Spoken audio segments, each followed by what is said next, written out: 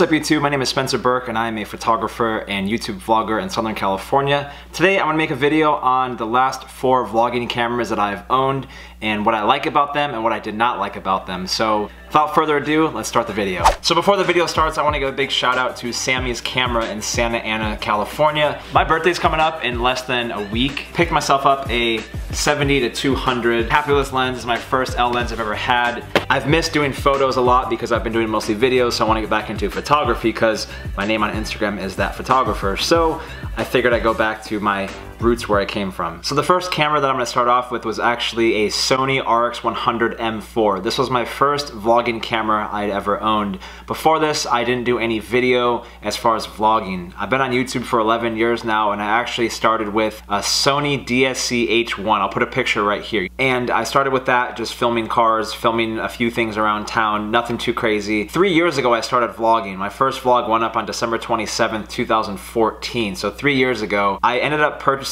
a Sony A7R M4 as my first camera. And now I went to Best Buy to look at the Canon G7X and the RX100, and I compared them side to side, and I realized that I felt like the Sony felt a little bit more of like a quality feeling, and the Canon kind of had a lag on the screen. It's hard to explain it, but I ended up buying that camera. It's a 20 megapixel camera. It has a flip screen that goes upwards. It does not flip out side to side. And the reason why I picked that, like I said, it felt like it was good quality. I've known Sony for a long time. My first camera was a Sony, and I just kind of believed in that product. So I used that for the first year and a half of vlogging. Price point on that camera is about $800 to $1,000 depending on where you buy the camera at and what kit you get with it. I paid around $800 at Best Buy from what I can remember. The main thing I look at is what tools can I use to help tell a story that makes it most efficient for me. So the camera flipped up, the audio was okay, it was very portable. I could put it in my pocket and I could pretty much take it anywhere with me when I was doing photo shoots with exotic cars or when I was out and about at the gym or somewhere with my friends or whatever it could be. It was a small camera, good quality, good build on it. Battery life was pretty good. Overall, I definitely like that camera a lot to have it be a starter camera for vlogging. And like I said, having it being portable when you're first starting out as a vlogger makes it not as easy to see, because some people get a little nervous when they vlog in public. So when you have a camera that almost looks like a phone or a flip phone, it's less than having a huge camera that's, you know, like a digital SLR. So it was such a small zoom range, it just didn't feel good. So that was one thing I didn't like about that camera. The only reason why I had gotten rid of that camera was because I wanted to upgrade it to a camera where you could switch out the lenses. I wanted to have wide angle, I wanted to have telephoto, macro, prime lenses on a video camera, and I never really saw anybody doing really, you know, standard vlogs of their lifestyle with a digital SLR. One of the first people I ever saw to do that was Casey Neistat. He was somebody who actually inspired me to vlog, which is pretty cliche for probably 80% of YouTubers out there. But I watched all of his videos from the very beginning. He inspired me really to vlog and also to pick up a Canon 80D. First thing off the bat, I hate the name. People don't know if you're saying 80D or 80D. And for me, I saw the 70D, which looked good too, but I wanted to upgrade to the 80D because it was brand new, it had just come out. So after the RX100 M4, I had upgraded to a Canon 80D with a 10-18 STM lens. Now, as you guys can see here, this is actually a 70D with the lens that I bought with the 80D. This is a, like I said, 10-18. This lens has the stabilization motor in the lens, which is what is the STM part, and you can turn it on and off for basically image stabilization. So when you're shooting and let's say you have a little bit of a shake, it's actually able to kind of help mellow out your shot. Having a digital SLR body like this and pairing it with a lens that's like this, for an SLR, it's actually pretty portable. So the Canon 80D is just around $1,000 just for the body when I bought it brand new. One of the things I like to say is it can range, you know, between a certain price, because if you go to a camera store, if you buy something on Craigslist or Amazon, this lens right here is unbelievable. I am a huge fan of it for being portable, for being small, for having insane quality, for having the STM motor in it to balance out all your shots.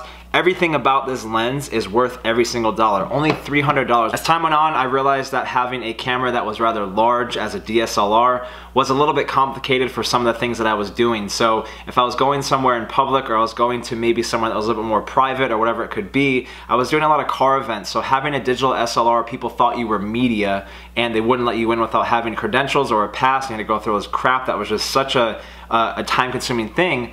So when you have a camera that you can put in your pocket, it was very handy to have that. So I wanted to build up all of my artillery for my vlogging gear and my photography gear. So I picked up a Canon G7X. Now my friend Carly had one of these. I actually used it before. Really good camera. I liked it a lot. But let me explain to you right here why I didn't like that camera. This camera was made just for like throw into your pocket, make it easy to film, take it into stores, take it places where a big SLR would probably not work out too well. This camera is very good for someone who just wants to get straight into vlogging and just start recording, and also a good backup camera. When it comes to professionally filming good high quality videos, the 80D, the 70D, the 7D, you know, anything along, even T3i, anything SLR wise is a great camera to have for high quality production that gives you huge range of different lenses and attachments. Like I said, I don't want to bash Canon, but this camera just doesn't do it for me. I actually filmed that outside of Sammy's camera maybe about a year and a half ago when I bought it, and I didn't like the camera because you already saw it. But for me, portability is important. I think it's great if you're a first-time vlogger and you need something to really start you off, to have a flip screen to see yourself, to have something that's portable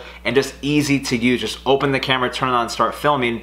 I recommend that camera, either the G7X or the Sony RX100 of any sort. Price point on the G7X is gonna be just around $500 to $700, depending on what you buy with it. Obviously, you do need memory cards and some other things with it, but for the actual camera, just around $600 for that one. Now, the last camera that I'm gonna talk about that I actually bought and I owned for less than a week is the Sony A7R Mark II.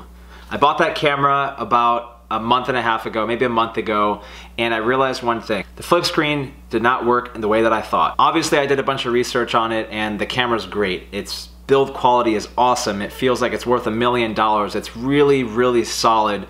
The lenses feel great. Everything feels like it's very professional. The biggest issue I had with that camera, there's no flip out screen. So obviously it does flip up and down and you can pivot it up and down. But when it comes to actually putting the camera towards you, it has no flip out screen to actually see what you're filming, to see if you're in frame. That was my biggest thing. I have to make sure that my shot is aligned up, that I don't have anything going on in the background, that I don't have any lint on my shirt or something stupid where when you go into post-process, you could have easily avoided that if you saw yourself in the viewfinder. Now, as soon as I tried it out, I went to a BMW dealership with my roommate and we filmed a video there. I'll show some clips right here. Good? Yeah. So I got the bulbs that I needed. This was only these three right here. There was only $13 for those bulbs. It's actually inside. Okay. So you need a key. This one slides over like that. Oh, you need a key. What? I just didn't feel comfortable with it. I would hand it to him to hold for a second for me to make a phone call or for me to talk to one of the guys at the dealership, and I felt when I would hand him the camera, it felt like I was holding something too fragile, just way too fragile. Now, anyone out there who is a Sony shooter, you probably know that obviously it's a freaking great camera. For me as a filmmaker for vlogging, it just is not what I wanted to use as a primary vlogging camera. I'm sure it's great for photos and I'm sure that it's awesome in general, but for vlogging with a flip out screen, I need to have that. I need to have that no matter what, and I think for any vlogger that's extremely important to see yourself first so you can get your frame lined up, get your shot perfected, and make sure you're filming something that you're not gonna get pissed off when you go to edit it in the post-process. The Sony came out to just around $2,500 for the body. The last thing I wanna talk about is something that people skip out a lot on is audio. So when it comes to the G7X, when it comes to the RX100, those cameras, some of them actually don't have audio inputs to put in a Rode microphone. Now when I say a Rode microphone or an external microphone,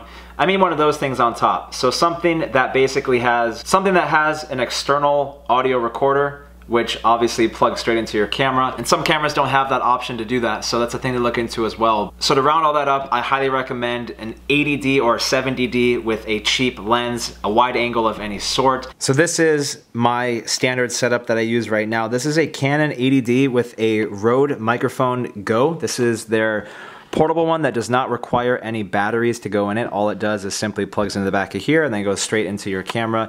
This lens that I'm using right here is the 10-18 to give you how wide you can shoot. I am actually sitting pretty far back and it gives you all this range right here, everything to shoot. You can zoom in and you have a nice prime shot. And this lens right here is actually a 10-22. And the reason why I like this one is it gives you a little bit more of a, I guess, depth of field, or more of like a feeling of cinematic. This lens here that I'm using on this camera just doesn't feel as cinematic, if that's even a word to use for this. But this lens is really good. Only downfall is that that lens does not have the image stabilization, so you have to be very still with your shots. But I like the feeling of it. Now you can see that holding something like this is definitely something that will stand out in public and people will see. But for me, this is great because I have good audio, I have my viewfinder right there, I can see myself, I can align my shot, and I have a good grip on the camera. It doesn't feel too heavy, it's a solid camera, it has great performance, great autofocus. One thing you do have to keep in mind as well is that if you do not have an external mic, that the focusing on this camera will actually make a lot of noise. So you will hear that when you're actually moving around. This is my setup right here, Canon 80D with a 10-22 lens and a Rode microphone. Perfect setup. This is my go-to. If you guys want to see more, I have a pro member website coming out and also an app called Devoted Society, which is my clothing line that we have turned into an online community. So I'll be teaching how to do photography, how to do vlogging, how to do tutorials on how to edit your videos, on how to make proper thumbnails, on the importance of social media, which is what all my companies are based around, obviously. I'll be teaching social media all on one platform, so if you guys want to, check out the links below and I'll have some more information soon on that. Without further ado, thank you guys again so much for watching. It means a lot to me that you guys stuck through the video for the 10 minutes, and I will see you guys next time.